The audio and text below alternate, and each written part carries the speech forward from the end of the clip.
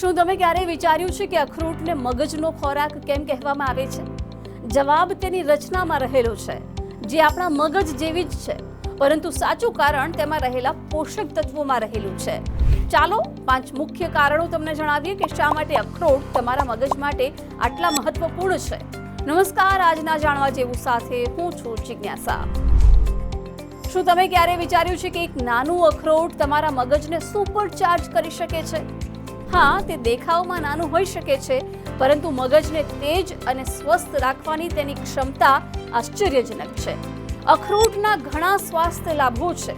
અખરોટને તમારા આહારમાં સામેલ કરવાથી મગજનું સ્વાસ્થ્ય સુધરે છે. અખરોટ ઓમેગા-3 ફેટી એસિડથી ભરપૂર હોય છે. આ એક આવશ્યક ચરબી છે જે આપણું શરીર પોતાની જાતે ઉત્પન્ન કરી શકતું નથી. આ ઓમેગા-3 ફેટી એસિડ આપણા મગજના કોષોને સ્વસ્થ રાખવા અને તેમની વચ્ચે વધુ સારા સંચાર માટે જરૂરી છે.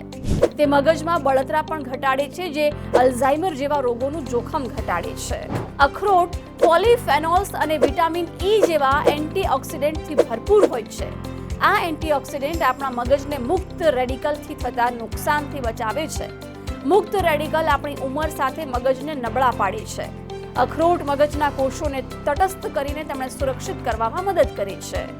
કેટલાક અભ્યાસોમાં જાણવા મળ્યું છે કે દરરોજ અખરોટ ખાવાથી યાદશક્તિ અને શીખવાની ક્ષમતામાં સુધારો થાય છે. અખરોટમાં હાજર પોષક તત્વો, ખાસ કરીને ઓમેગા-3, યાદશક્તિ માટે જવાબદાર મગજના ભાગને મજબૂત બનાવે છે. જો તમે વિદ્યાર્થી છો અથવા એવું કોઈ કાર્ય કરો છો જેના માટે મગજની ઘણી પ્રવૃત્તિની જરૂર હોય, તો અખરોટ તમારા માટે વરદાન સાબિત થઈ શકે છે.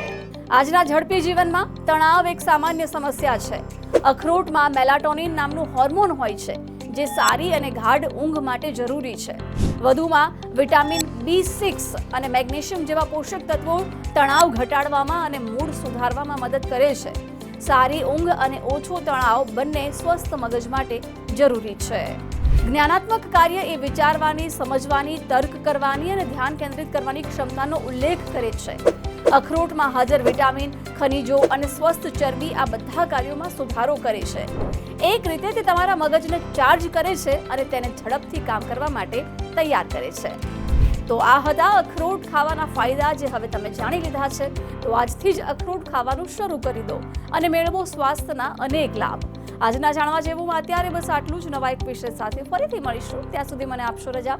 નમસ્કાર.